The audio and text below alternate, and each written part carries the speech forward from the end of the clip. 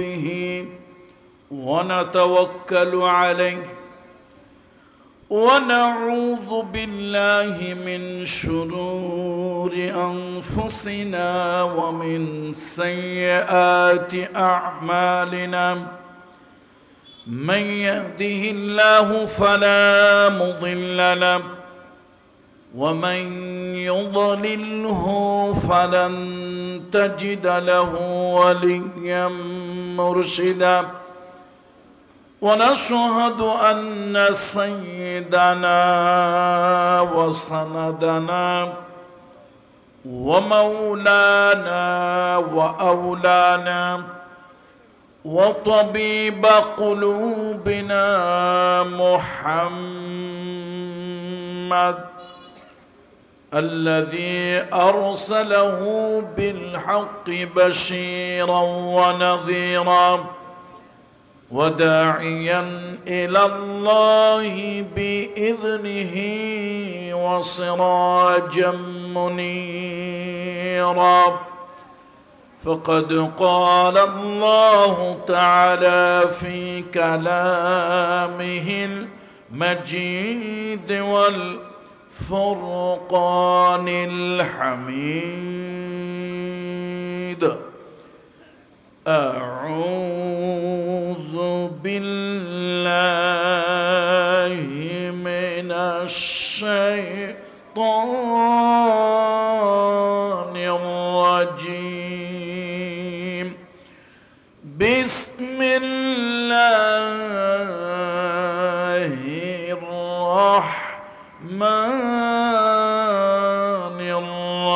الرحيم وما لكم لا تقاتلون في سبيل الله والمستضعفين من الرجال والنساء والولدان الذين يقولون ربنا أخرجنا من هذه القرية الظالم أهلها واجعل لنا من لدنك وليا واجعل لنا من لدنك نصيرا آمنت بالله وقال الله تعالى في شان حبيبه آمرا ومخبرا إن الله وملائكته يصلون على النبي يا أيها الذين آمنوا صلوا عليه وسلموا تسليما اللهم صل على محمد وعلى آل محمد كما صليت على إبراهيم وعلى آل إبراهيم إنك حميد مجيد আল্লামা শেখ সাদি রহমতুল্লাহ আলাইহি রাসূলুল্লাহর শানে যে কবিতা কাসিদা রচনা করেছিলেন জগৎ বিখ্যাত সে কাসিদা হাবিবে কিবরিয়ার শানে আমরাও পড়ছি বালাগাল উলা বিকামালিহি কাশাফাদ দুজা বিজামালিহি حسنت جميع خصاله صلوا عليه وآله मुझे कुछ मिले या न मिले मोहम्मद मद मिले यानी वो शय जिसे अल्लाह मिले बलगल उला बेकमालिही कशफत दुजा बिजमालिही हसनत जमीउ खिसालिही सल्लु अलैहि व आलिही। अल्हम्दुलिल्लाह सुम्मा अल्हम्दुलिल्लाह व अम्मा बाद। চট্টগ্রাম জেলার অত্যন্ত স্বনামধন্য একটি উপজেলা, ইসলামের দুর্গ, ইসলামের ঘাঁটি লোহাগাড়া উপজেলা। সেই লোহাগাড়ার যে অঞ্চল আল্লাহর এক মহান ওলির পদভারে মর্যাদাশীল, যেখানে অসংখ্য আল্লাহ ওলিরা ছড়িয়ে ছিটিয়ে আছেন, এমনি ঐতিহ্যবাহী অঞ্চল আমতলী। আজকের এই রেনেসা ক্লাব আমতলীর উদ্যোগে আয়োজিত আজিম ও শান 28তম সিরাতুন নবী সাল্লাল্লাহু আলাইহি ওয়াসাল্লাম মাহফিল। এই আজিম ও শান সিরাতুন নবী সাল্লাল্লাহু আলাইহি ওয়াসাল্লাম মাহফিলের বিভিন্ন অধিবেশনে দায়িত্ব পালন করা সম্মানিত সভাপতি মহোদয়গণ এবং আজকের যিনি ঘোষিত সভাপতি জনাব আলহাজ মোহাম্মদ আব্দুস শুকুর সাহেব, ডাইরেক্টর বনফুল অ্যান্ড কোম্পানি। সন্ধ্যা থেকে এই পর্যন্ত বিভিন্ন অধিবেশনের সকল সম্মানিত সভাপতি মহোদয়দের উপরে আল্লাহ তাআলার খাস রহমত বর্ষণ হোক। আল্লাহ তাআলা তাদেরকে দীর্ঘ সুস্থ নেক হায়াত দান করুন। আল্লাহ তাআলা তাদের প্রত্যেককেই আরও বেশি সম্মানিত করুন। আজকের মাহফিলে উপস্থিত সম্মানিত মুআজ্জাজ মুহতারাম ওয়াজিবুল ইহতিরাম হযরত উলামায়ে কেরাম আইম্মায়ে মাসাজিদ, আজকের মাহফিলের প্রধান অতিথি হিসেবে যারা আসন অলংকৃত করার কথা, আলহাজ এম এ মোতালেব সাহেব সিআইপি, মাননীয় সাংসদ চট্টগ্রাম 15 সাতকানিয়া ও লোহাগাড়া। আজকের অনারেবল গেস্ট জনাব এম ইব্রাহিম কবির, ভাইস চেয়ারম্যান লোহাগাড়া উপজেলা পরিষদ, জনাব বিজয় কুমার বড়ুয়া, চেয়ারম্যান বড়হাতি ইউনিয়ন পরিষদ। আমরা তাদের সকলকে উষ্ণ অভিনন্দন জানাচ্ছি, মোবারকবাদ জানাচ্ছি। দেশ জাতি মানবতার সেবায় আল্লাহ তাআলা তাদেরকে কবুল করুন, আমরা তাদের জন্য সে দোয়া করছি।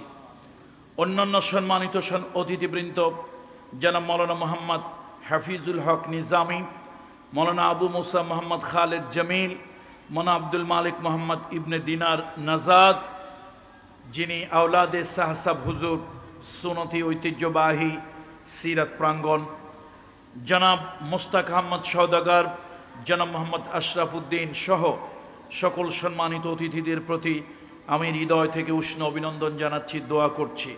আজকের মাহফিলে আমার সামনে যারা বসে আছেন সে সকল দিন প্রিয়, ধর্মপ্রিয়, ইসলাম প্রিয়, রসুল প্রিয়, তাওহীদ প্রিয় জনতা, পর্দার আড়ালের সম্মানিতা মা ও বোনেরা, আমি সকলের প্রতি হৃদয়ের গহীন থেকে শ্রেণী মোতাবেক শ্রদ্ধা, ভালোবাসা ও স্নেহ জ্ঞাপন করছি এবং সকলের জন্য রব্বে কারিমের দরবারে দোয়া করছি। আল্লাহ তাআলা রমাদান করিম আমাদের থেকে বিদায় হয়েছে, সেই রমাদানের সাথে সাথে আমাদের জিন্দিগির সকলের গুনাহ খাতাগুলো আপনি বিদায় করে দেন। আল্লাহ তাআলা রমাদান মাধ্যমে আমাদের সকলকে আপনি পুত পবিত্র হিসেবে কবুল করে নেন।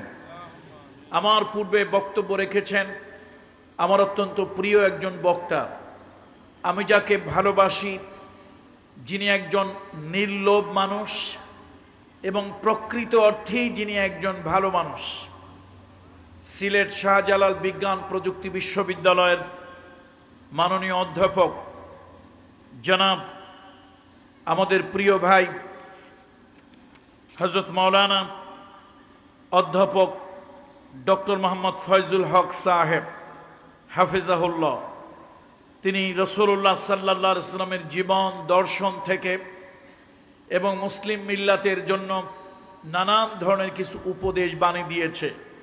আমার আজকের সাবজেক্টটা যথেষ্ট কঠিন একটা সাবজেক্ট।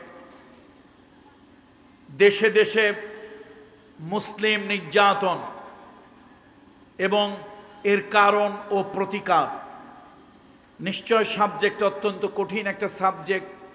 আসলে এই জাতীয় সাবজেক্ট বিভিন্ন সেমিনার সিম্পোজিয়ামেই চলে।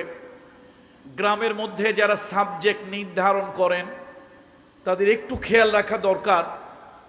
আল আওয়ামু কাল আনআম, এটা হচ্ছে নুরুল আনোয়ার কিতাবের মধ্যে আল্লামা মোল্লা জিউন রাহিমাহুল্লাহ তাআলার জগৎ বিখ্যাত একটা বাণী। আওয়ামুন নাস যেখানে আছে তাদের বোধগম্য হয় অথবা তারা মাহফিলের দ্বারা উপকৃত হয়, এরকম সাবজেক্ট নির্ধারণ করলে ভালো। আলহামদুলিল্লাহ, ওয়াজ মাহফিলে অনেক শিক্ষিত, জ্ঞানী, গুণী, বুদ্ধিমান, বুদ্ধিজীবী লোক থাকেন আলহামদুলিল্লাহ, তবে তাদের সংখ্যা নিতান্তই কম।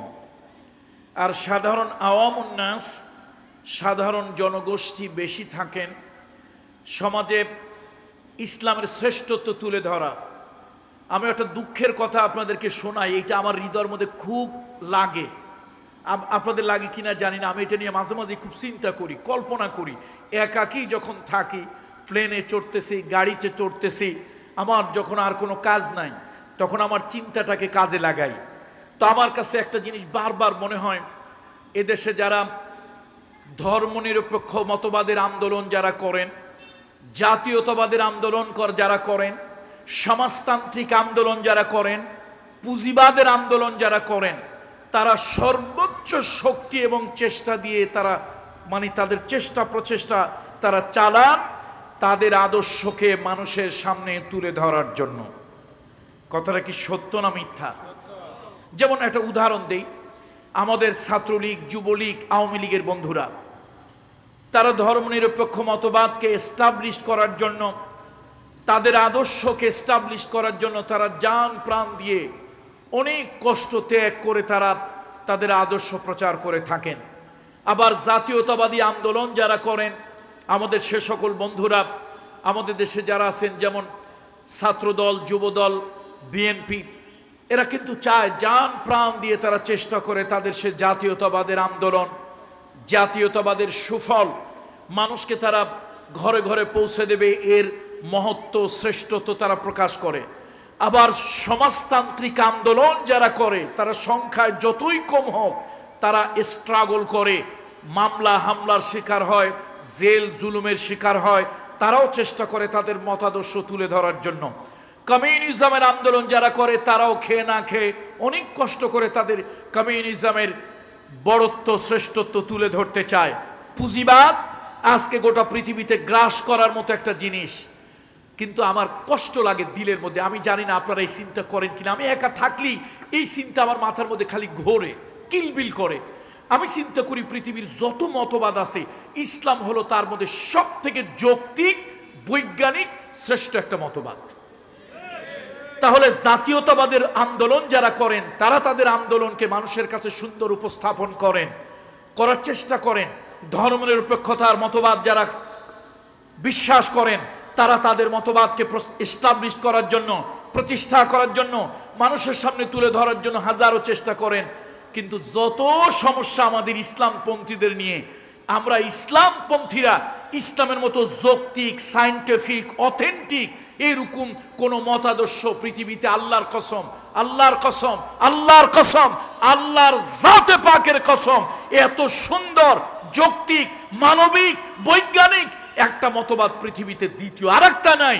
কিন্তু আমাদের ব্যর্থতা, সেই ইসলামকে সুন্দর করে উপস্থাপন আমরা করতে পারি না। ইসলামকে উপস্থাপন করতে গেলেই আমরা কি ওহাবি না সুন্নি, কিয়ামি না বেকিয়ামি, আমরা কোন মানহাজি, হানাফি না সালাফি, আহলে হাদিস না শাফেঈ, আমরা কোনটা ইত্যাদি নিয়েই ব্যস্ত হয়ে যাই।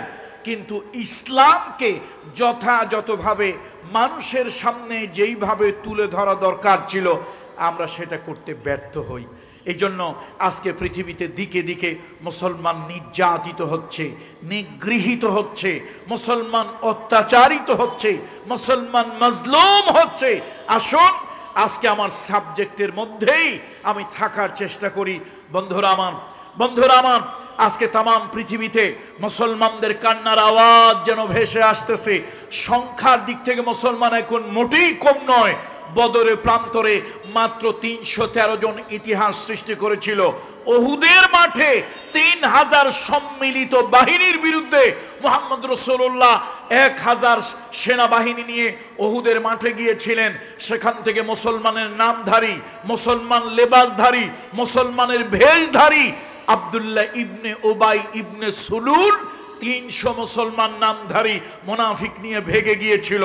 উবাইদুল্লাহ ইবনে জিয়াদের রাসূলুল্লাহ সাল্লাল্লাহু আলাইহি ওয়াসাল্লাম আব্দুল্লাহ বিন জুবাইরের নেতৃত্বে 50 জনকে পাহাড়ে উঠায় দিয়েছিলেন তীরন্দাজ বাহিনী করে।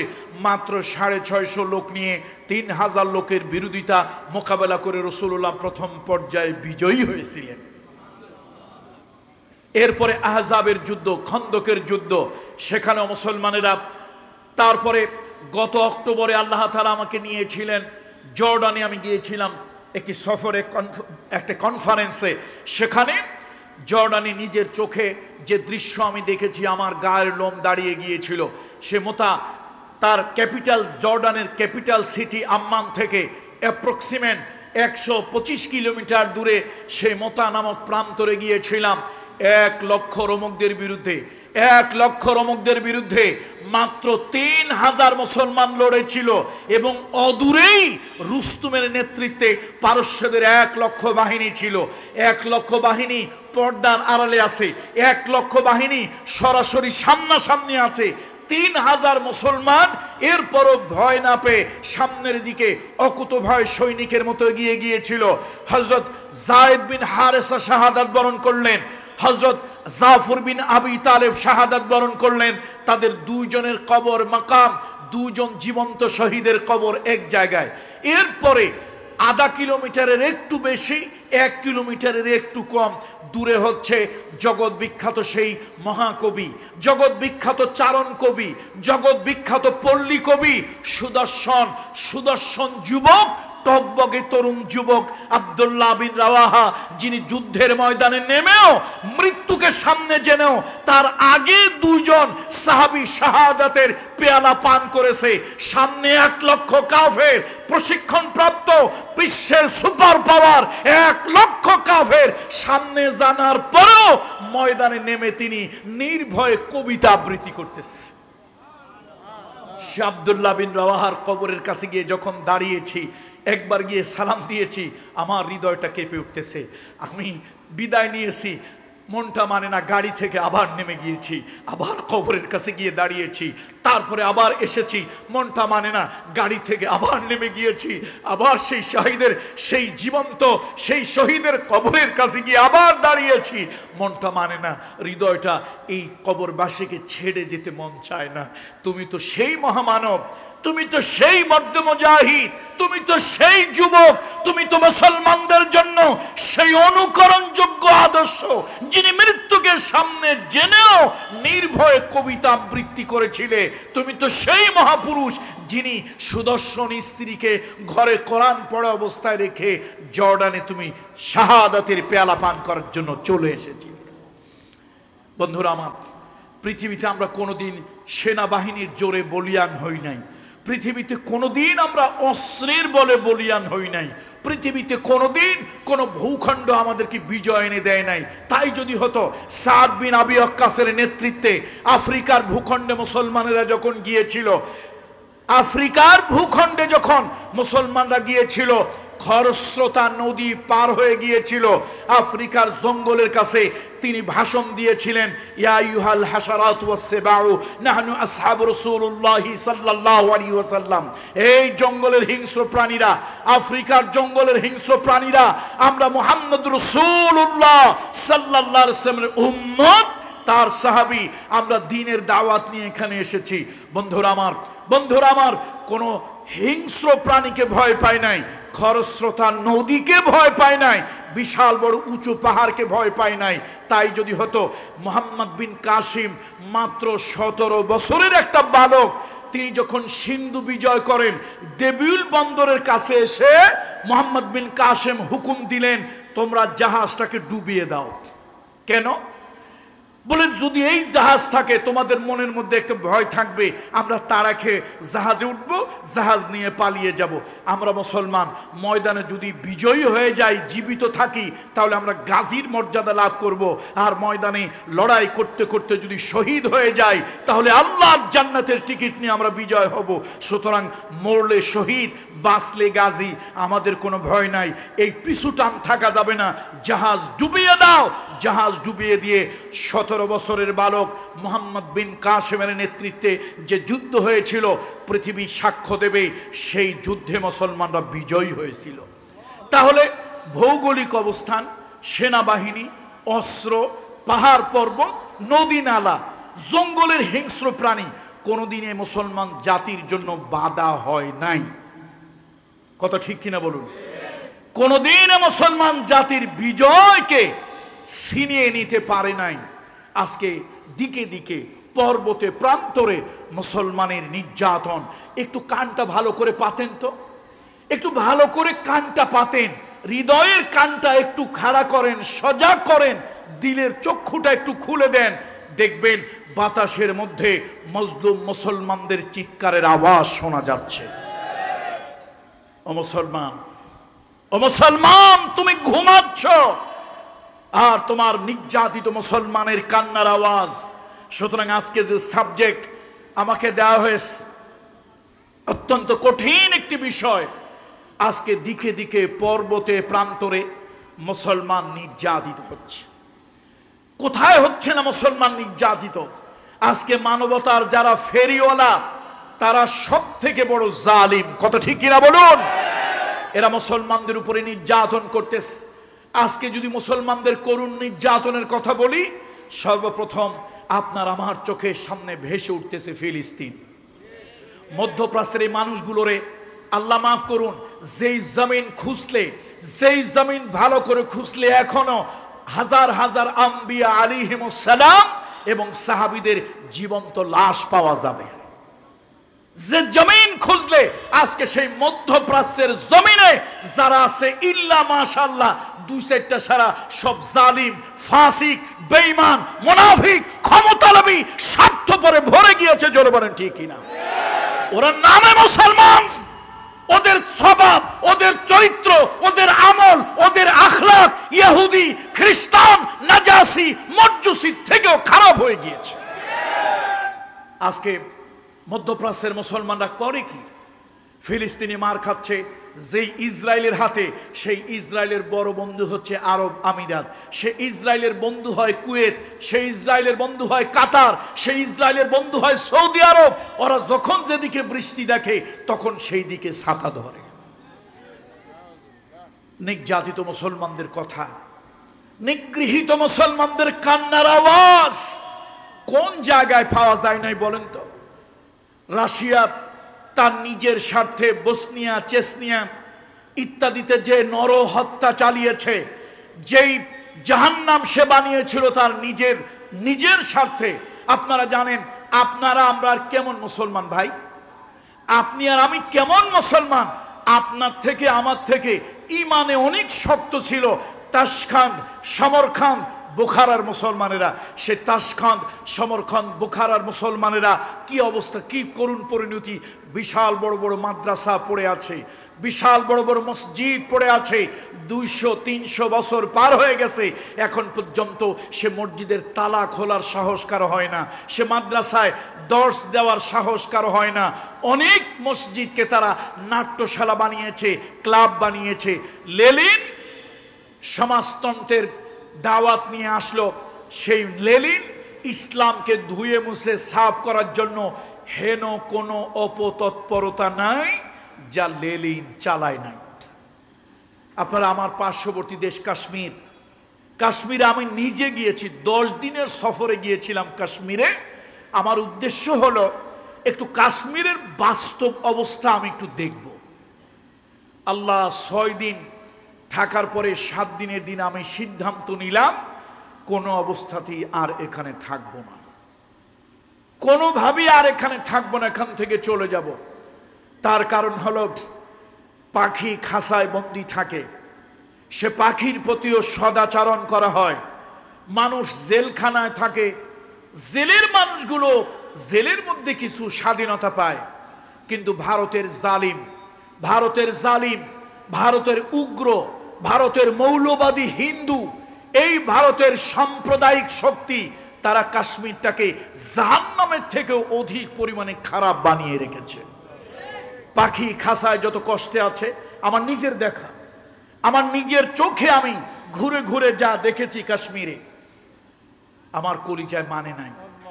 কিন্তু এই সত্য কথাগুলি বললে ইন্ডিয়ান কিছু দালাল আছে, ইন্ডিয়ার কিছু 5-8টা দালাল গোলাম আছে, ওদের চেতনার দণ্ড ঘুট করে খাড়া হয়ে যায়।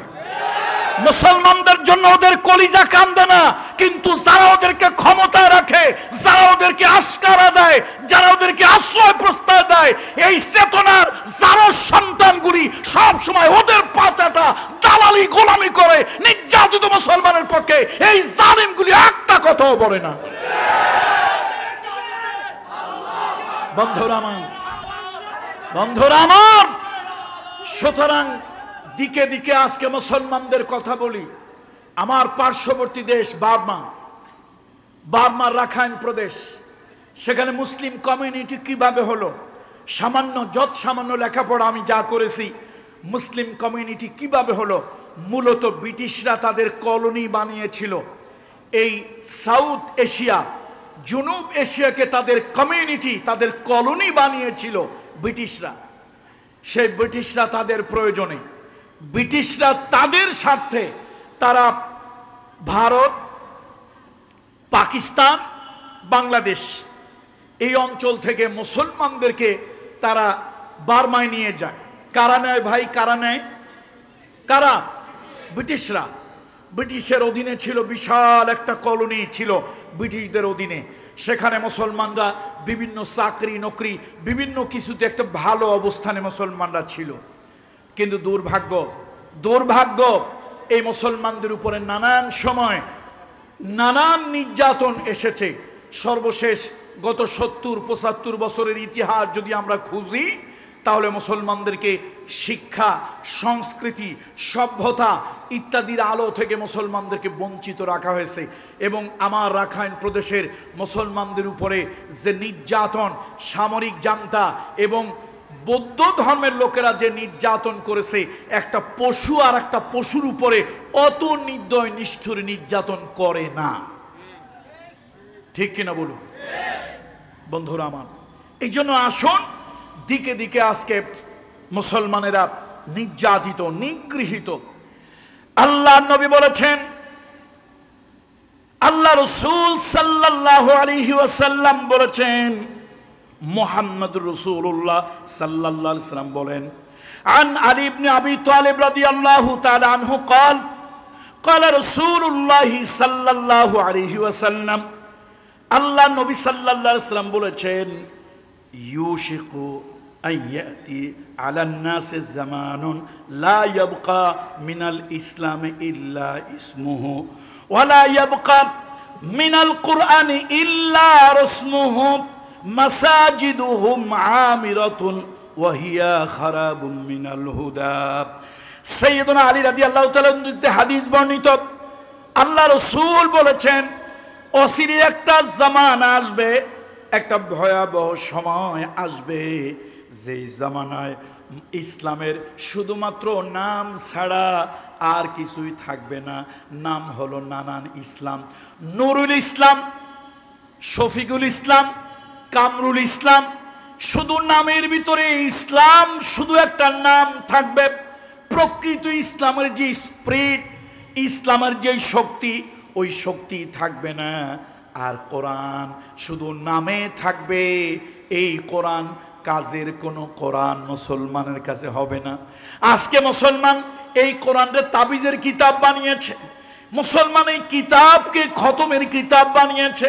মরার বাড়ি খতম পরে আর মুসলমান এটা দিয়ে পানি পড়া দেয়, ঝাড়ফুঁক দেয়, চুরি হইলে চাউল পড়া দেয়। কিন্তু এই কোরআন চোর ধরার জন্য, চাউল পড়া দেওয়ার জন্য কোরআন পৃথিবীতে আসে নাই। ঠিক কিনা বলুন? চাউল পড়া দেওয়ার জন্য, চোর ধরার, চাউল পড়া দেওয়ার জন্য পৃথিবীতে কোরআন আসে নাই। বরং চুরি বন্ধ হয়ে যাক সেই সোনার মানুষ তৈরির জন্য পৃথিবীতে কোরআন এসেছিল। বন্ধুরা আমার, আজকে মুসলমানদের এই অবস্থাগুলো দেখে দুঃখ করে বলতে হয়, এই জাতি নির্যাতিত কেন হবে না? যে জাতি তার নিজের স্বার্থর তুলনায় অন্যের বিজাতির স্বার্থকে সে নিজে বেশি দেখে, যে জাতি তার উত্তম আদর্শকে ভুলে গিয়ে বিজাতীয় পচা গান্দা আদর্শকে অনুসরণ করে, সে জাতি কেন মার খাবে না? কেন মার খাবে না? আজকে পৃথিবীতে দিকে দিকে পর্বতে প্রান্তরে মুসলমান নির্যাতিত। ও মুসলমান, ৩১৩ জন মানুষ যদি বদরে ইতিহাস সৃষ্টি করতে পারে, মাত্র ৬৫০ যদি উহুদে ইতিহাস সৃষ্টি করতে পারে, খন্দকে, তাবুকে, ইয়ারমুকে যদি ইতিহাস মুসলমান সৃষ্টি করতে পারে, তাহলে কেন আমরা ১৫০ কোটি মুসলমান আজকে পৃথিবীতে কেন ইতিহাস আমরা সৃষ্টি করতে পারবো না? কেন পারবো না? এটা হচ্ছে আমার প্রশ্ন। কেন পারবো না? কেন সম্ভব নয়? অবশ্যই সম্ভব। জোরে বলুন ঠিক কিনা? অবশ্যই সম্ভব। আসুন, রাসূলুল্লাহ সাল্লাল্লাহু আলাইহি ওয়াসাল্লাম কি বলেছেন? আল্লাহর নবী বলেছেন, আল মুসলিমুনা কারাজুলিন ওয়াহিদিন, আল মুসলিমুনা কারাজুলিন ওয়াহিদিন, ইনইশতাকা আইনুহু ইশতাকা কুল্লুহু ওয়া ইনইশতাকা রাসুহু ইশতাকা কুল্লুহু। গোটা দুনিয়ার মুসলমান এক দেহ এক প্রাণ, অর্থাৎ একজন মানুষ। আপনার চোখের মধ্যে, এই চোখে যদি কোনো আঘাত লাগে, সেই আঘাতের ব্যথা সারা শরীরের মধ্যে ছড়িয়ে যায়। আপনার মাথা যদি ব্যথা হয়, সারা শরীর অসুস্থ হয়ে যায়। আমার দ্বীনের নবী বলেছেন, আমার রহমতের নবী বলেছেন, হাবিবে কিবরিয়া মুহাম্মদুর রাসূলুল্লাহ বলেছেন, আল মুসলিমুনা কারাজুলিন ওয়াহিদিন। মুসলমান যেন এক ব্যক্তির মতো, কালো হোক অথবা ফর্সা হোক, যাই হোক না কেন, গোটা দুনিয়ার মুসলমান এক দেহ এক প্রাণ। আমাদের চামড়াটা সাদা, আফ্রিকার মুসলমানের চামড়াটা কালো। ও মুসলমান, সাদা হোক অথবা কালো হোক, দুনিয়ার সব মুসলমান আমরা পরস্পরের ভাই। সব মুসলমান আর এক মুসলমানের ভাই। পৃথিবীর কোনো প্রান্তে কোনো মুসলমান যদি নির্যাতিত হয়, কোনো মুসলমান পৃথিবীর কোনো প্রান্তে যদি নিগৃহীত হয়, তাহলে আমি মুসলমানের কলিজায়ও ব্যথা লাগার কথা। ঠিক কিনা বলুন? এই যে আমাদের খুব দূরে নয়, কাছের একটা দেশ চায়না, সেই চায়নার মুসলমানরা জিনজিয়াং প্রদেশে উইঘুর মুসলমানদের উপরে যে কঠিন নির্যাতন চলতেছে, আল্লাহ তাদের উপরে কি নির্যাতন চলতেছে। অথচ আজকে মানবতার কথা বলে চায়না, মানবতার কথা বলে আমেরিকা, মানবতার কথা বলে ফ্রান্স, জাপান, জার্মান, ব্রিটেন, তারা মানবতার কথা বলে। কিন্তু মুসলমানদের প্রশ্ন যখনই আসে, এই জালিমগুলি তখন বোবা হয়ে যায়, এই জালিমগুলি তখন অন্ধ হয়ে যায়, এই জালিমগুলি তখন সব বাস্তবতা ভুলে যায়। কথা ঠিক কিনা বলুন? আল্লাহ, ফিলিস্তিনের কিছু বাচ্চারা রমজান মাসে চিৎকার দিয়ে বলেছিল, ও বিশ্বের মানবতা, তোমরা তাকিয়ে দেখো আমার দেশের শিশুগুলোর কি করুণ অবস্থা। কাফন দেওয়ার জন্য একটু কাপড় পাওয়া যাচ্ছে না। আঘাতে কারো হাত উড়ে গিয়েছে, কারো পা উড়ে গিয়েছে, কারো চোখ উড়ে গিয়েছে। তাকে যে একটু অপারেশন থিয়েটারে নিয়ে, ওটির মধ্যে নিয়ে, অপারেশন থিয়েটারে নিয়ে তাকে যে একটু সার্জারি করবে, কাটাছেঁড়া করবে, ব্যান্ডেজ করবে, তার ব্যথানাশক কোনো ইনজেকশন পাওয়া যাচ্ছে না, কোনো অ্যান্টিবায়োটিক, অ্যান্টিসেপটিক কোনো ধরনের কোনো ঔষধ পাওয়া যাচ্ছে না। আজকে সে মুসলমানরা মার খেয়ে যাচ্ছে, মার খাচ্ছে। কেউ তো ক্ষুধার যন্ত্রণা সহ্য করতে না পারে ঘাসগুলি জমিন থেকে উঠায় ঘাস চিবিয়ে চিবিয়ে খাচ্ছে। কেউ বা একটু সামান্য রুটি পেয়েছে, সেই রুটি পানির মধ্যে ভিজায় ভিজায় তারপর একটু একটু করে ছিঁড়ে ছিঁড়ে খাচ্ছে। এক ব্যক্তি একটা রুটি, দুটা রুটি, তিনটা রুটি পেয়েছে, সে চিৎকার দিয়ে আকাশের দিকে তাকিয়ে তার মালিককে বলছে, মালিক আমি তো কত বড় ধনী ছিলাম, আমি তো কত পয়সার মালিক ছিলাম, আমি সব হারিয়ে আজকে নিঃস্ব। আমার কাছে ক্ষুধার সময় এই তিনটা রুটি, দুইটা রুটি মনে হচ্ছে দুনিয়ার সব সম্পদের মালিক আমি হয়েছি। সুতরাং ভাইরা, পৃথিবীতে নির্যাতন পৃথিবীর সব জায়গায় হচ্ছে। হাজার বছরের ইতিহাস মুসলমান নির্যাতিত হয়ে আসছে। মুসলমানের নির্যাতন দুইভাবে হয়েছে। কয়ভাবে বলুন তো, কয়ভাবে? নির্যাতন দুইভাবে হয়েছে। একটা হলো বিজাতির দ্বারা মুসলমান নির্যাতিত হয়েছে, আর একটা হলো মুসলমানের দ্বারা মুসলমান নির্যাতিত হয়েছে। দুইভাবে নির্যাতন। একটা হলো বিজাতির দ্বারা। বিজাতির দ্বারা নির্যাতন যত ভয়াবহ, মুসলমানের দ্বারা মুসলমান নির্যাতন এটাও ভয়াবহতা কম নয়। এই মুসলমানের উপরে নির্যাতন করেছে শুধুমাত্র একটু ক্ষমতার কারণে। ক্ষমতার কারণে আজকে এই কথাগুলি বলতে চাই না, মিডিয়া আছে, মিডিয়াগুলো এই কথাগুলো কাটছাট করে এগুলো যখন ইন্টারনেটে চলে যাবে, আন্তর্জাতিক বিভিন্ন দেশে আমাদের যেতে হয়, তখন শত্রুরা আমাদের এই বিভিন্ন দেশের চলাচলের রাস্তা বন্ধ করে দেবে, তারা আমাদের উপরে নজরদারি করবে। এই জন্য অনেক কথা জানি, বাস্তব অনেক কথা জানি, কিন্তু ভয় পাই এই চোখগুলোকে, ক্যামেরার এই চোখগুলি, এই চোখের মাধ্যমে সারা দুনিয়ায় ছড়িয়ে পড়বে। আজকে ইয়ামানের দিকে একটু তাকান। ইয়ামান, রাসূলুল্লাহ সাল্লাল্লাহু আলাইহি ওয়াসাল্লাম বাআসা রাসূলুল্লাহ সাল্লাল্লাহু আলাইহি ওয়াসাল্লাম মুআজ বিন জাবাল ইলাল ইয়ামান। ইয়ামান সেই দেশ যেখানে রাসূলুল্লাহ সাল্লাল্লাহু আলাইহি ওয়াসাল্লামের হাদিসের চর্চা হয়েছে, যেখানে দ্বীনের দাওয়াত, বিদেশিদের মধ্যে যারা দ্বীনের দাওয়াত প্রথম গ্রহণ করেছে, সেই ইয়ামানিদের উপরে নির্বিচারে অত্যাচার নির্যাতন কারা চালিয়েছে? আমার মতো মুসলমান ভাই। কিন্তু দুর্ভাগ্য, আমি দেশের বিভিন্ন জায়গায় চলাচল করি, আমাকে যেহেতু ইমিগ্রেশন পার হতে হয়, অনেক কথাই আমি বলতে পারি না। দুর্ভাগ্য, দুর্ভাগ্য, মুসলমানের হাতে মুসলমান নির্যাতিত হচ্ছে। আপনি আমার বাংলাদেশের অবস্থাটাই দেখেন, বাংলাদেশের অবস্থায় দেখেন।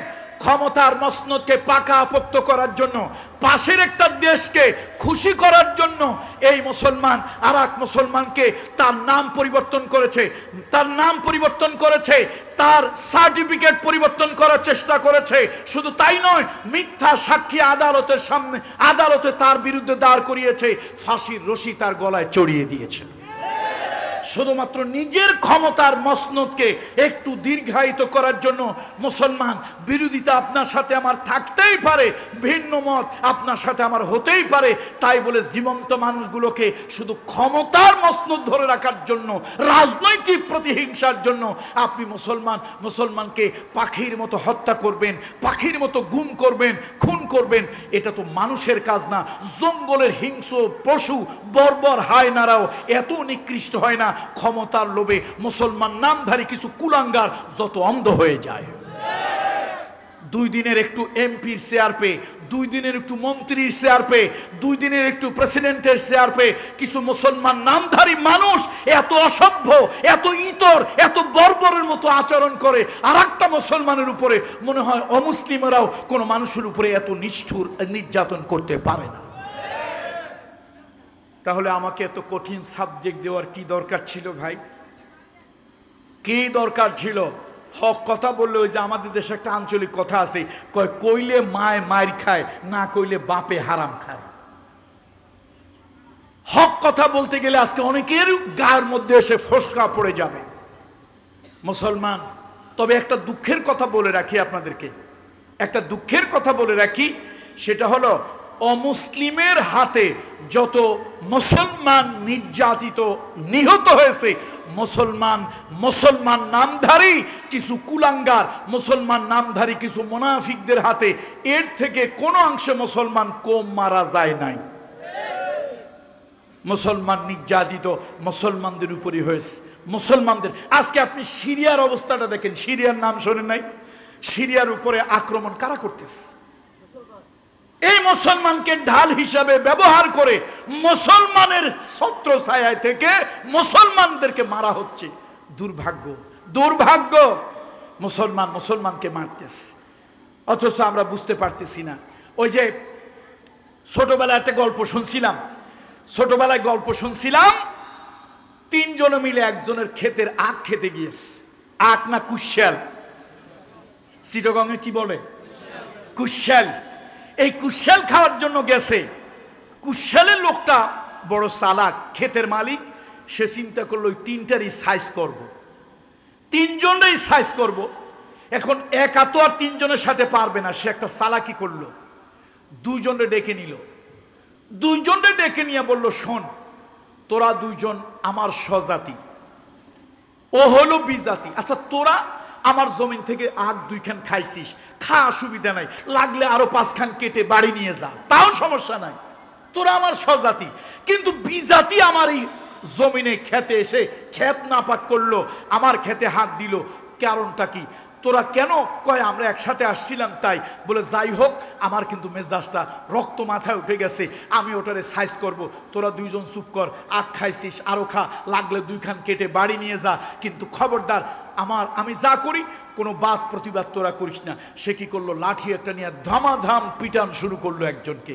বলল, বেটা, ওরা দুইজন আমার স্বজাতি, আখ ওরা খাইছে, ভালো কথা, তুই কোন অধিকারে আমার আখের খেতে আসলি? তোরে কে খাইতে বলছে? আচ্ছা মতো পিটাইয়া সাইজ করে তাড়াইলো। বাকি রইল কয়জন? দুইজন।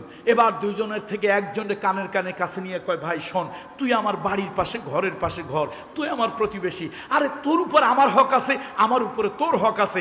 নবীজি বলেছেন, আল্লাহর হাবিব বলেছেন, কেউ যদি, জিব্রাইল রাসূলুল্লাহর কাছে এসে বারবার প্রতিবেশীর কথা বলেছে, প্রতিবেশীর হক আছে, সুতরাং তুই আমার প্রতিবেশী, 2 খান খাইছিস, লাগলে আরো 2 খান কেটে বাড়ি নিয়ে যা, অসুবিধা নাই। কিন্তু প্রশ্ন হলো, ও দূরের মানুষ, ও কেন আমার ক্ষেতের থেকে খাইলো? আমি ওরে সাইজ করব, তুই কিছুই বলবি না।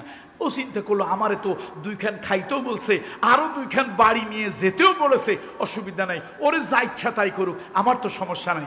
এবার ওরে আচ্ছা মতো পিটাইয়া সাইজ করলো, ওরে সাইজ করে তাড়াই দিল, জন্মের মতো পিটাইয়া হাড্ডি গুড্ডি ভাঙলো।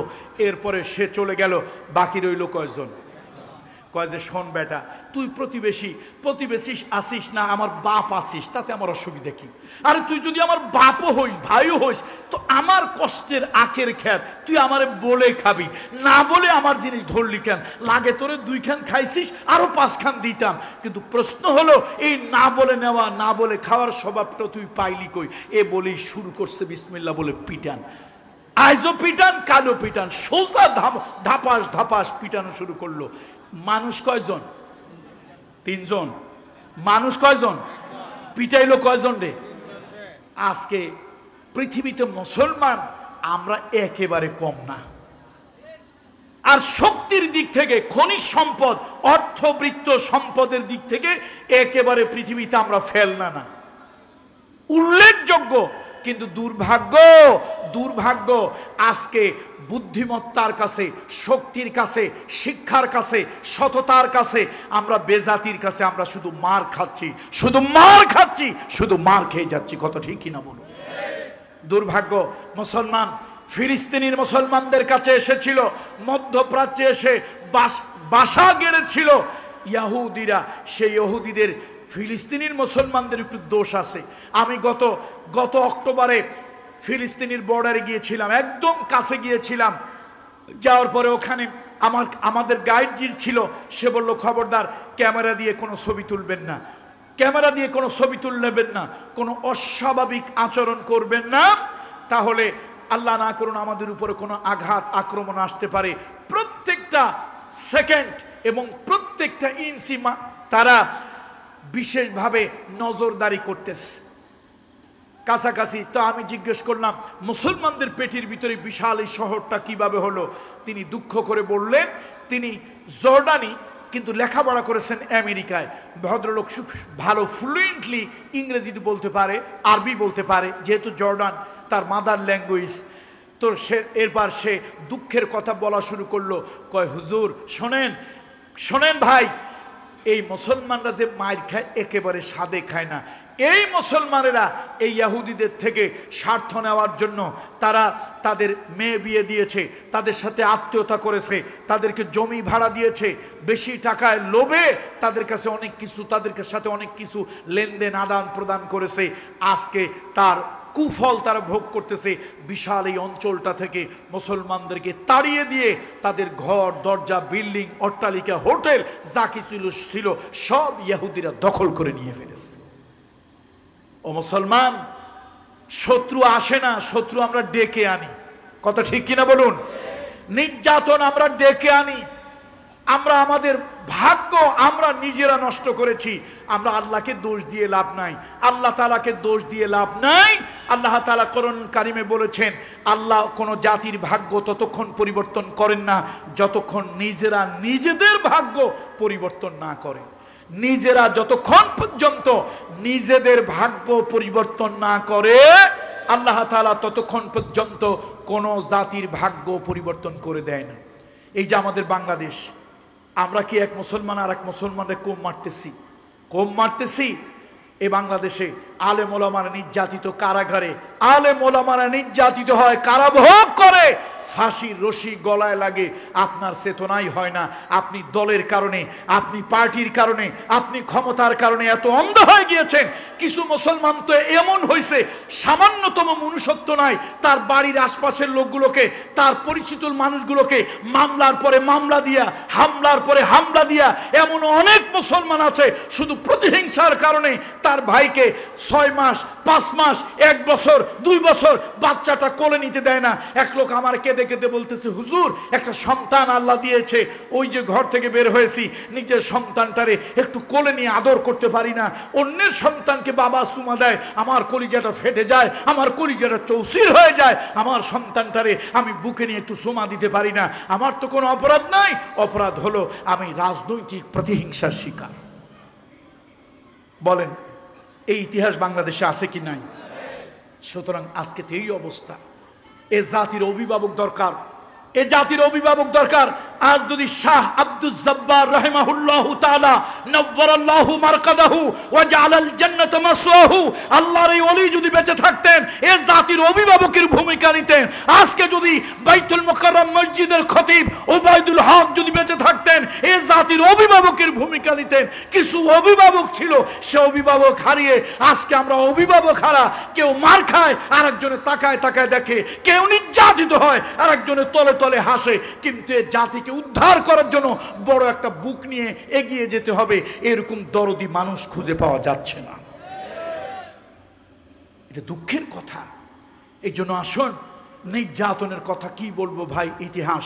তবে এই নির্যাতিত মুসলমানদেরকে, এই নির্যাতিত মুসলমানদেরকে নির্যাতনের হাত থেকে বাঁচানোর জন্য আমার দৃষ্টি, আমার কাছে মনে হয় আল্লাহ তাআলা খালিদ বিন ওয়ালিদের মতো, মুসা বিন নুসাইবের মতো, তারিক বিন জিয়াদের মতো, মোহাম্মদ বিন কাসেমের মতো, সুলতান নুরুদ্দিন মাহমুদ জঙ্গির মতো, সালাউদ্দিন আইয়ুবির মতো, সুলতান মাহমুদ গজনবীর মতো এবং ইখতিয়ার উদ্দিন মোহাম্মদ বিন বখতিয়ার খিলজির মতো আবার কিছু জগৎ বিজয় বীর আবার মুসলমানের ঘরে আসা দরকার। এই জন্য আল্লাহর কাছে আমরা দোয়া করব, আয় আল্লাহ তাআলা, আপনি আর নবী দেবেন না। নবুয়তির দরজা বন্ধ করে দিয়েছেন, নবুয়তির দরজা বন্ধ করে দিয়েছেন। পৃথিবীতে নবী আর হবে না, নবী আর আসবে না, আল্লাহ আপনি বলেছেন। কিন্তু ওমর পৃথিবীতে আসবে না তা বলেন নাই, খালিদ বিন ওয়ালিদ আসবে না সে কথা আপনি বলেন নাই। আয় আল্লাহ তাআলা, মুসা বিন নুসাইবি পৃথিবীতে আসবে না এ কথা আপনি বলেন নাই, তারেক বিন জিয়াদ পৃথিবীতে আসবে না এ কথা আপনি বলেন নাই। রব্বুল আলামিন, ও আসমানের মালিক, আসমানের দিকে তাকায়া তোমার কাছে ফরিয়াদ করি, আল্লাহ এই পৃথিবীর মুসলমানদের জন্য আবার একজন ওমর পাঠিয়ে দাও, আল্লাহ আবার একজন খালিদ বিন ওয়ালিদ পাঠিয়ে দাও, আল্লাহ তাআলা আবার একজন মুসা বিন নুসাইব পাঠিয়ে দাও। আয় আল্লাহ তাআলা, আবার সুলতান মাহমুদ গজনবীর মতো একজন লোক পাঠিয়ে দাও। আয় আল্লাহ তাআলা আবার ওই তুরস্কের সুলতান নুরুদ্দিন মাহমুদ জঙ্গির মতো আবার একজন দিন প্রিয় মানুষ পাঠিয়ে দাও। আয় আল্লাহ তাআলা তুমি যদি এরকম কিছু বীর মুজাহিদ মুসলমানদের জন্য দিলের ভিতরে ভালোবাসা আছে এমন একজন মানুষ যদি তুমি পাঠিয়ে দাও, এ মুসলিম জাতির ভাগ্য আবার পরিবর্তন হতে পারে। ও মুসলমান, ও মুসলমান, কেউ যদি ঘুমায় থাকে তাকে নাম ধরে ডেকে ডেকে ঘুম থেকে জাগানো যায়, কিন্তু কেউ যদি জেগে জেগে ঘুমের ভান যদি কেউ ধরে হাজারো চেষ্টা করে তাকে আর জাগানো যায় না। আমার তো মনে হয় আপনারা সব জানেন, তারপর আপনারা জেগে জেগে ঘুমাচ্ছেন। বাহিরে মুসলমান মার খাচ্ছে, মুসলমানের চিৎকারের আওয়াজ আপনার আমার কানে আসতেছে, মুসলমানের রক্তের গন্ধ আপনার আমার নাকের মধ্যে আসতেছে, মুসলমানদের মরা লাশের গন্ধ আপনার আমার কানে আপনার আমার নাকে ভেসে আসতেছে। এরপরও আপনি আমি শুধু খাচ্ছি আর ঘুমাচ্ছি, চুপ করে বসে আছি। এই জন্য আল্লাহ তাআলা কোরআনুল কারীমের সূরা নিসার ৭৫ নম্বর আয়াতের ভিতরে আল্লাহ তাআলা বলেন, وما لكم لا تقاتلون في سبيل الله والمستضعفين من الرجال والنساء والولدان الذين يقولون ربنا أخرجنا। আল্লাহ তাআলা বলেন ৪ নম্বর সূরার ৭৫ নম্বর আয়াত, সূরা নিসার ৭৫ নম্বর আয়াতের ভিতরে আল্লাহ তাআলা বলেন, ওয়ামা লাকুম লা তুকাতিলুনা ফি সাবিলিল্লাহ ওয়াল মুস্তাদআফিনা মিনার রিজাল। ও মুসলমানরা তোমাদের কি হইল? ওয়ামা লাকুম তোমাদের কি হইল? আমরা অনেক সময় বলি না, বলি কি না, এই তোর কি হইল? আল্লাহ তাআলা দরদ নিয়ে আপনাকে আমাকে বলতেছেন, ওয়ামা লাকুম, এই তোমাদের কি হইল?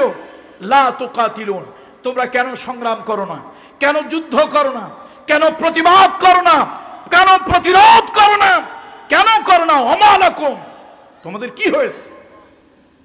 ফি তুকাতিলুনা, তোমরা সংগ্রাম আন্দোলন জিহাদ কেন করো না? ফি সাবিলিল্লাহ, আল্লাহর রাস্তায়।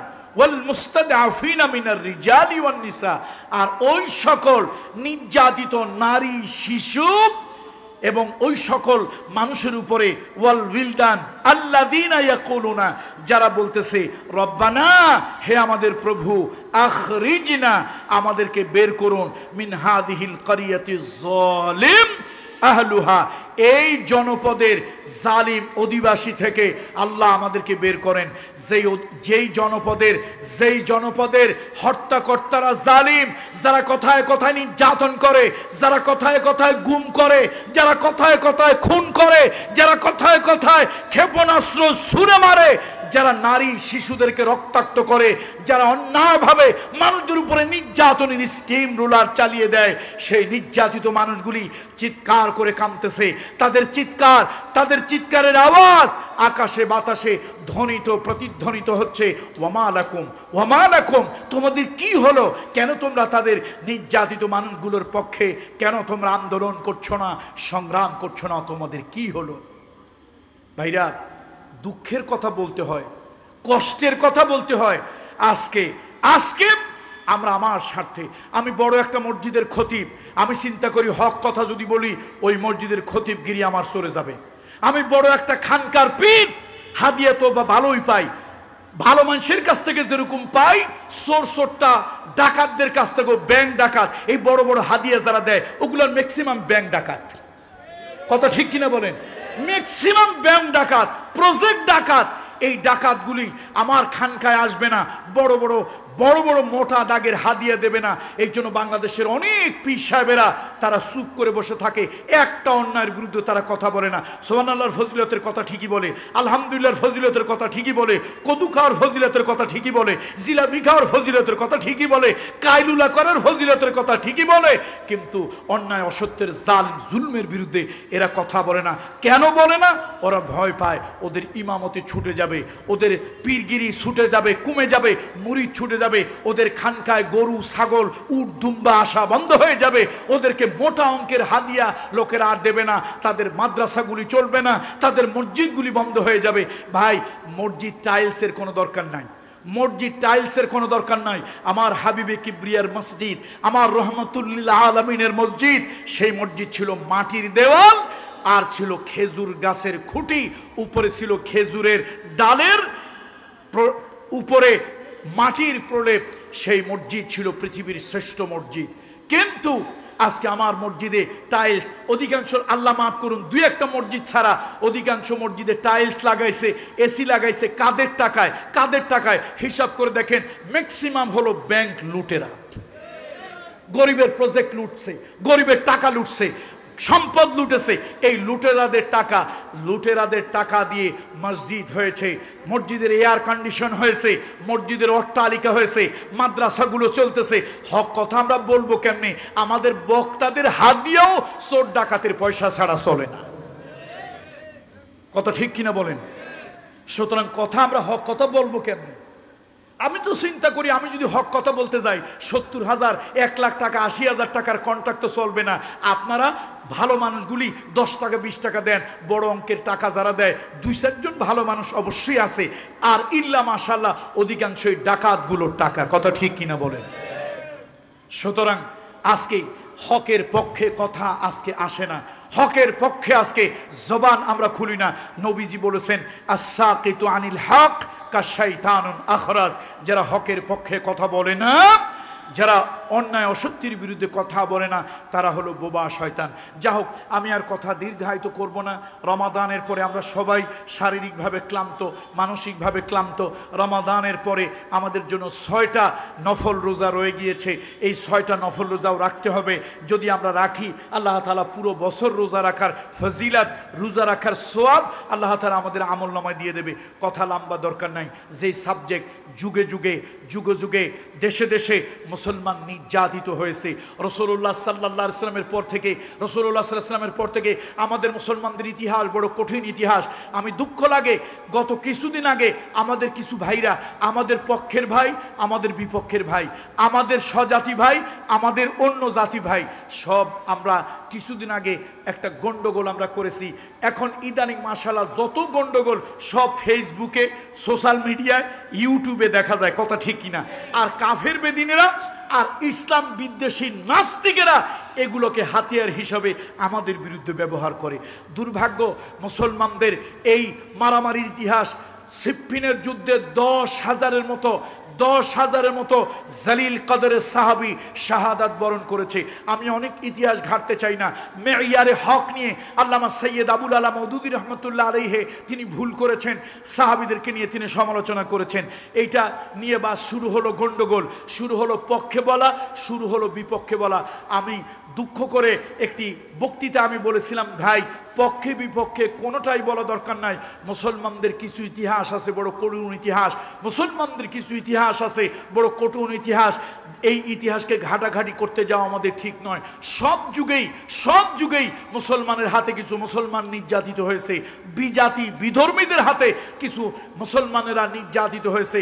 সুতরাং খোলাফায়ে রাশেদার যুগ থেকে বা তার পরের থেকেই মুসলমানদের মধ্যে মুসলমান নামধারী কিছু লোকেরা, মুসলমানদের ভিতরে কিছু মুনাফিকেরা ঢুকে এই মুসলমানদের ক্ষতি করেছে। দুর্ভাগ্য, দুঃখ, আজকেও আমরা এই বাস্তব সত্য কথাটা বুঝতে পারি না। কোনোদিন কোনো অমুসলিম, কোনোদিন কোনো আল্লাহ বিরোধী, দিন বিরোধী, ইসলাম বিরোধী কোনো মানুষ আমাদের কল্যাণের কাজ করতে পারে? এদেরকে আবার আমরা বন্ধু বানাই। সুতরাং আসুন, যুগে সব যুগেই মুসলমান নির্যাতিত হয়েছে। হয় মুসলমানের দ্বারা নির্যাতিত হয়েছে, আর না হলে মুসলমান বিধর্মী বিজাতির দ্বারা নির্যাতিত হয়েছে।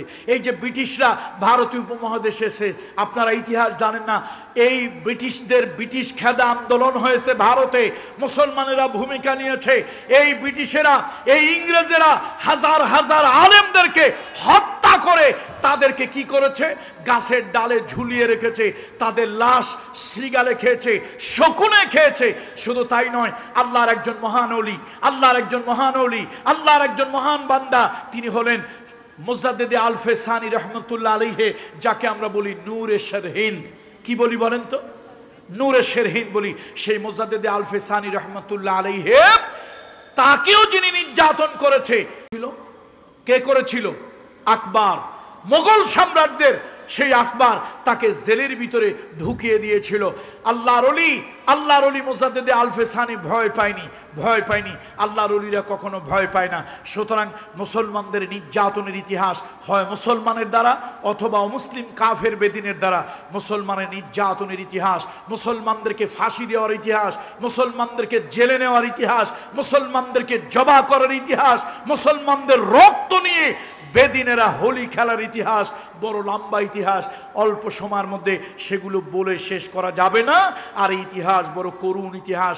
সুতরাং আসুন আজকে এই বড় হাতিয়ার আমতলী সরকারি প্রাথমিক বিদ্যালয় মাঠে আজকে এই মাহফিলে এই রেনেসাঁ ইসলামী রেনেসাঁ ক্লাবের উদ্যোগে আয়োজিত এই সিরাতুন নবী সাল্লাল্লাহু আলাইহি সাল্লাম মাহফিলে আমি আমার বক্তব্য শেষ করার আগে এই উদাত্ত আহ্বান সকলের সামনে আমি রাখবো। আসুন আমরা প্রত্যেকে সজাগ হই, সচেতন হই। অন্যের ঘরে আগুন লেগেছে, আমার ঘরেও যে আগামীকালকে আগুন লাগবে না। ও মুসলমান, তাশখন্দ, সমরখন্দ, বোখারায় মুসলমান ছিল, সে মুসলমানদেরকে নিশ্চিহ্ন করে দেওয়া হয়েছে। স্পেন কর্ডোবায় মুসলমান ছিল, সে মুসলমানদেরকে নিশ্চিহ্ন করে দেওয়া হয়েছে। আপনার বাংলাদেশেও শিক্ষা ব্যবস্থা যা হচ্ছে, আপনার বাংলাদেশেও ইসলাম নিয়ে যে ষড়যন্ত্র হচ্ছে, আপনার বাংলাদেশেও মদিনার ইসলাম নয়, ইন্ডিয়ার ইসলাম, নাস্তিক্যবাদের ইসলাম, রাশিয়ার ইসলাম, আমেরিকার ইসলাম দিয়ে নতুন যে ইসলামের প্রচার চলতেছে, এই ইসলাম যদি আপনার দেশেও থাকে তাহলে ইসলাম নামে থাকবে, ইসলামের কোনো প্রকৃত স্পিরিট শক্তি আর থাকবে না। সুতরাং আপনিও চিন্তা করুন, আপনার দেশের মসজিদে একদিন তাশখন্দ, সমরখন্দ, বোখারার মসজিদের মতো আপনার দেশে ওরকম হাজার হাজার মসজিদ পড়ে থাকবে, কিন্তু ওই মসজিদে ঢোকার মতো কোনো মানুষ পাওয়া যাবে না। তাশখন্দ, সমরখন্দ, বোখারা, উজবেকিস্তান, কাজাকিস্তানের মতো হাজার হাজার মাদ্রাসা পড়ে থাকবে। চেচনিয়া, বসনিয়ার মতো আপনার দেশের অবস্থা হবে। আপনার ওই স্পেন, কর্ডোবা, গ্রামোডার মতো আপনার এলাকাও মসজিদ মাদ্রাসা পড়ে থাকবে, কিন্তু সেই মসজিদ মাদ্রাসায় ঢোকার কোনো লোক থাকবে না। আজকে আপনার সন্তানগুলি যেভাবে ইসলাম বিদ্বেষ হয়ে যাচ্ছে, ইসলাম থেকে দূরে সরে যাচ্ছে, আপনার সন্তানকে যেভাবে ইসলাম থেকে ছিনিয়ে নেওয়া হচ্ছে, আগামী 20-25 বছর পর এদেশের পরিস্থিতি কি হয় আল্লাহই ভালো জানে। বন্ধুরা আমার, চীনের উইঘুর মুসলমান, তাদেরকে নানানভাবে নির্যাতন করতেছে চায়না। মুসলমান সুন্দরী নারীদেরকে কাউকে বন্ধা করে দিচ্ছে, কাউকে পালাক্রমে ধর্ষণ করা হচ্ছে, এবং খাসার ভিতরে যেরকম পাখি রাখে মুসলমানদেরকে ওইভাবে উলঙ্গ করে বন্দি রাখা হচ্ছে। মুসলমানের কোনো নাম তাদেরকে রাখতে দেওয়া হচ্ছে না। এই পৃথিবীর ইতিহাস অনেকে এগুলো জানেও না, পৃথিবীর মিডিয়ায় যেন সেগুলো না আসে। আমরা সৌদি আরবে যারা গত বছর হজ করতে গিয়েছেন, আগের বছর যারা হজ করতে গিয়েছেন, করোনার আগে যারা হজ করতে গিয়েছেন, আপনারা দেখেছেন প্রচুর চায়নার লোকজন দেখা যায়, সেখানের মুসলমানেরা অনেকেই বিশ্বের বিভিন্ন জায়গায় তারা পালিয়ে গিয়েছে এবং সেখানে তারা পড়াশোনা করতেছে। অনেক মুসলমানদের সাথে কথা বলে জানা যায় তাদের কি করুণ অবস্থা। যুবতী নারীদেরকে বন্ধা করে দেওয়া হচ্ছে, যুবতী নারীদেরকে পালাক্রমে ধর্ষণ করে তাদের মধ্যে বিজাতীয় সন্তান, কাফের বেদিনের সন্তান এনে দেওয়া হচ্ছে। আহারে, মুসলমানদেরকে এত কঠিন অবস্থার, এত কঠিন পরিস্থিতির মধ্যে রেখেছে। দাড়ি রাখা যাবে না, টুপি মাথায় দেওয়া যাবে না, মুসলিম নাম রাখা যাবে না, মুসলমানদেরকে বিয়ে করা যাবে না, জেনা বেবিচার করতে তাদেরকে বাধ্য করা হচ্ছে, মদ পান করতে তাদেরকে বাধ্য করা হচ্ছে। এই চায়না, আমেরিকা যদিও এতটা করে না, কিন্তু পৃথিবীতে আমেরিকার হাত হাজার নয় কোটি মুসলমানের রক্ত দিয়ে রঞ্জিত।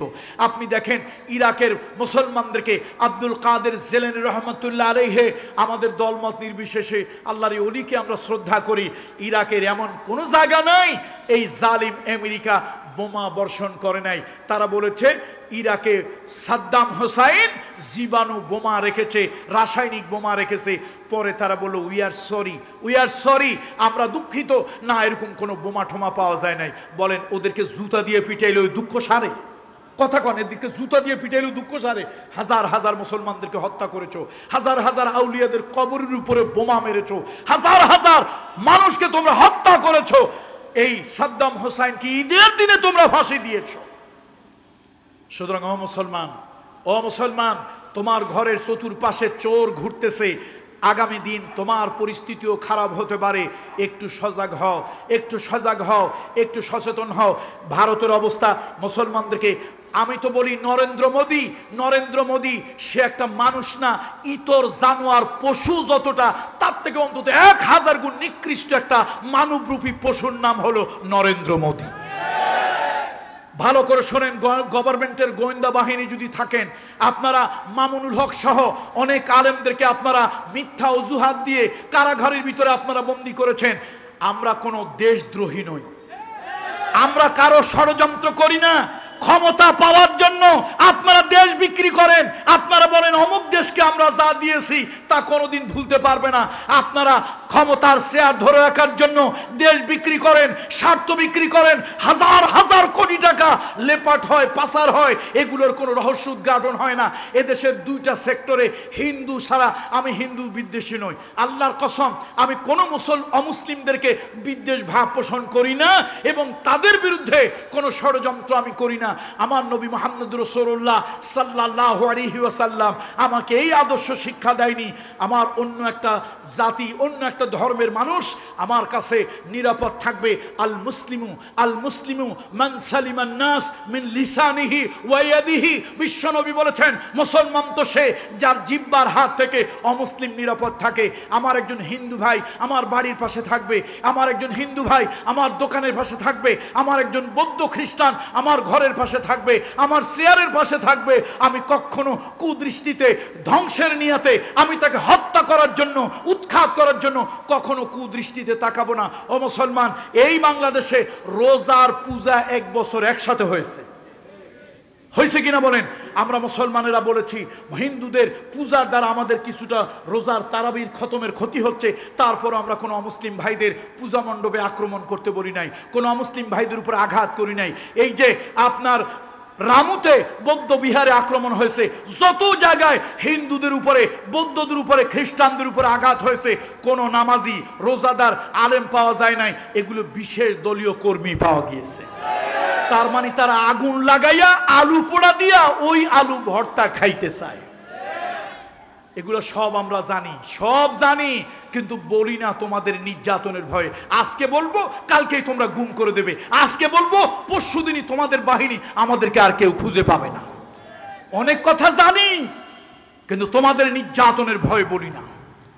এই জন্য আসুন আমি চ্যালেঞ্জ দিব, এদেশে যত মুসলিমদের সম্পদ যারা দখল করেছে তারা বিশেষ দলীয় লোক। আমি চ্যালেঞ্জ দিলাম, কোনো মায়ের বৈধ সন্তান যদি থাকো আমার সাথে আসো। এদেশের কোনো আলেম, কোনো মসজিদের ইমাম, কোনো পীর, কোনো বুজুর্গ, কোনো বক্তা এদেশের একজন মুসলিমের সম্পদও জবরদখল করে নাই, সব বিশেষ দলীয় লোকেরা করেছে।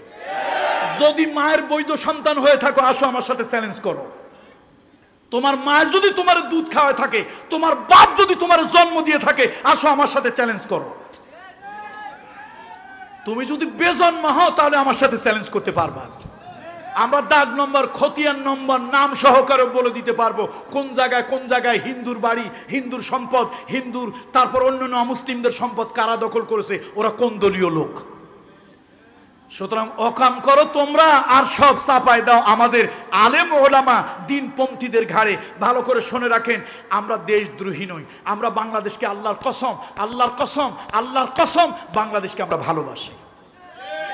আমরা এদেশের কোনো বিরোধিতা, এদেশের রাষ্ট্রদ্রোহিতা, নরেন্দ্র মোদী আমার মুসলমানদের জাতীয়তা কেড়ে নেওয়ার জন্য, সম্পদ কেড়ে নেওয়ার জন্য যতগুলি আইন ইন্ডিয়া করেছে, প্রত্যেকটা আইন মুসলমানদেরকে ধ্বংস করার জন্য করেছে। সর্বশেষ উত্তরপ্রদেশের হাজার হাজার মাদ্রাসা আইন করে বন্ধ করে দিয়েছে। ওই দেশেও আদালতের উপরে ঘাড়ে বন্দুক রেখে করে, এই দেশেও যারা ক্ষমতা আছে তারাও যত অকাম আদালতের ঘাড়ে বন্দুক রেখেই করে। বন্ধুরা আমার, সুতরাং এদেশ ও দেশে তোমরা যারা আছো ভালো করে শুনে রাখো, আমরা অমুসলিম ভাইদেরকে কখনো বাঁকা চোখে দেখি না, কিন্তু দুর্ভাগ্য, কষ্ট করে বলতে হয়, এদেশে 92% মুসলমান। দুইটা জায়গায় হিন্দু ছাড়া লোকই পাওয়া যায় না। একটা হলো ব্যাংকিং খাত, আর একটা হলো শিক্ষা খাত। শিক্ষা খাতে এখন এই 1-2 মাসে কি আমি জানি না, বিগত দিনে অন্তত 4-5 বছরের ইতিহাস, 100 জন অফিসার থাকলে তার 90 জন হিন্দু। ব্যাংকের ঊর্ধ্বতন 100 জন অফিসার থাকলে 90 জন হিন্দু। তার কারণেই বাংলাদেশ ব্যাংকের কোটি কোটি টাকা চুরি হয়ে যায়। এটা যেন মগের মুল্লুক, এটা যেন মগের মুল্লুক। আমরা ফিডার খাই, আমাদেরকে আপনারা বুঝান ব্যাংকের টাকা কোথায় গেল, আপনারা এগুলো খুঁজে পান না। আরে ব্যাংকের টাকা কাদের গেল? ওদের হাতগুলি কেটে ফেলেন, প্রত্যেকের হাত কেটে নিয়ে আসেন, এরপরে হাতের ছাপ দেন, দেখেন কার কার হাত মিলে যায়। আগে হাত কাটেন, আপনারা হাত মাথা আগে কাটবেন না। আপনারা জানেন এগুলি চুরি আপনাদের ঘরের সন্তানেরাই করেছে। এই জনগণকে ধোঁকা দেওয়ার জন্য আপনারা আমাদেরকে কাঠের চশমা পরায় দিয়েছেন। আমরা কাঠের চশমা পরে অন্ধের মতো ঘুরি। এই জন্য আসুন, অমুসলিমদের ব্যাপারে আমি ডাইরেক্ট বলি, আমরা কোনো অমুসলিম ভাইদেরকে উৎখাত করার জন্য, কোনো অমুসলিম ভাইদেরকে, বোনদেরকে নির্মূল করার জন্য, আমাদের দেশে আমার একজন হিন্দু মা মাথা, তিনি কপালে সিঁদুর পড়েন, আমার একটা হিন্দু বোন হাতে শাখা পরে, আমার হিন্দু মা সিঁদুর পড়ে, আমার হিন্দু বোন শাখা পড়ে যায়। আমি কখনো আমার ওয়াজে আমি বলি নাই এই হিন্দুর কপালে শাখা, হিন্দুর কপালে সিঁদুর মুছে দাও, হিন্দুর এই হাতে শাখা খুলে দাও। যদি আমি তাই না বলি, হিন্দু তার প্রত্যেক দিন পুজোর জন্য উলুধ্বনি তার সকাল সন্ধ্যায় তার ঘরে দেয়। আমি কোনোদিন আমার ওয়াজে, বাংলাদেশের কোনো বক্তা কোনোদিন ওয়াজের মাহফিলে বলে নাই হিন্দু ঘর থেকে যেন উলুধ্বনির আওয়াজ না আসে, বন্ধ করে দাও।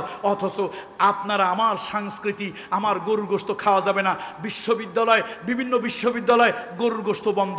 মুসলমান 90% মুসলমানের দেশে ইউনিভার্সিটি কর্তৃপক্ষ বলে ইফতার মাহফিল হতে পারবে না, হোলি খেলা চলে, জুয়া চলে, নারীর বস্ত্রহরণ চলে, সন্ত্রাস চলে, বিশ্ববিদ্যালয় ইফতার মাহফিল চলবে না।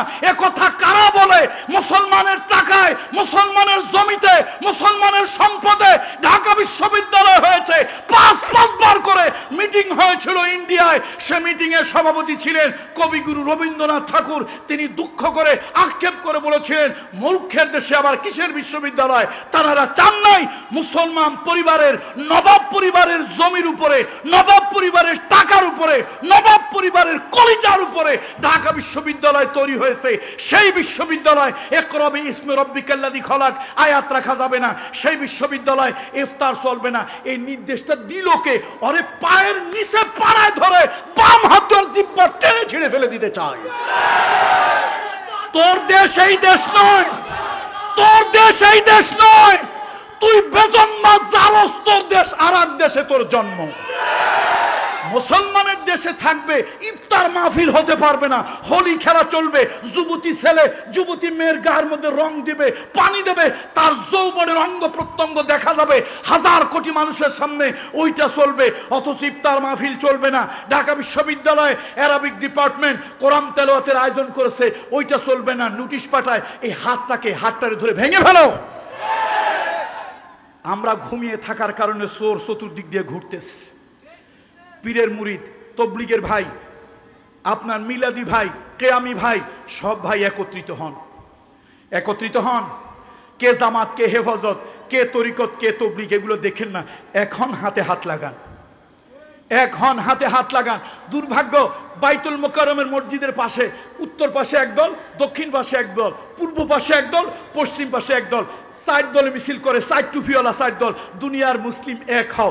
এক বাইতুল মোকাররমের 4 পাশে 4 দল এক হইতে পারে নাই। দুনিয়ার মুসলমানরা তারা এক কেমনে করবে? কি মিছিল দিছে, কি মিছিল? আর কথা কয় না, কি মিছিল? দুনিয়ার মুসলিম 4 টুপিওয়ালা কয় পাশে? কথা কয় না, কয় পাশে? 4 টুপিওয়ালা এক মসজিদের 4 পাশে স্লোগান দিছে, দুনিয়ার মুসলিম এক হও। আরে কপাল পোড়া, একটা মসজিদের 4 পাশে 4 দল এক জায়গা হইতে পারিস নাই, দুনিয়ার মুসলিম এক দল হবে কেমনে? এই জন্য ভেদাভেদ ভুলে যাই। দ্বীনের জন্য, ইসলামের জন্য, আল্লাহর নবীর উম্মতকে টিকিয়ে রাখার জন্য ঐক্যবদ্ধ হতে রাজি আছি তো? না হলে আল্লাহ না করুন আমাদের পরিণতি সেই চায়নার জিয়াংজি প্রদেশের উর্গুই মুসলমানদের মতো কঠিন পরিস্থিতি হতে পারে। আল্লাহ মাফ করুন, এর থেকে আল্লাহ আমাদেরকে হেফাজত করুন। এই মাহফিল সিরাতুন নবী সাল্লাল্লাহু আলাইহি সাল্লাম মাহফিল আল্লাহ তাআলা কবুল করুন। আমাকে যে সাবজেক্ট দেওয়া হয়েছিল তার উপরে কিছুটা আমি চেষ্টা করেছি কিছু কথা বলে আনার জন্য, কিন্তু 1400 বছরের ইতিহাস, যুগে যুগে দেশে দেশে হাজারো দেশ, এই দেশগুলোতে মুসলমানদের নির্যাতনের ইতিহাস আধা ঘন্টা 1 ঘন্টায় বলা সম্ভব নয়। আল্লাহ তাআলা আমাদেরকে এই বিষয়ে আরও বেশি করে জানা বোঝার তৌফিক আল্লাহ তাআলা দান করুন। হাদা মা ইনদি ওয়াল ইলমু ইনদাল্লাহ আলাইহি তাওয়াক্কালতু ওয়া ইলাইহিল উনীব। ওয়াসসালামু আলাইকুম ওয়া রাহমাতুল্লাহি ওয়া বারাকাতুহু।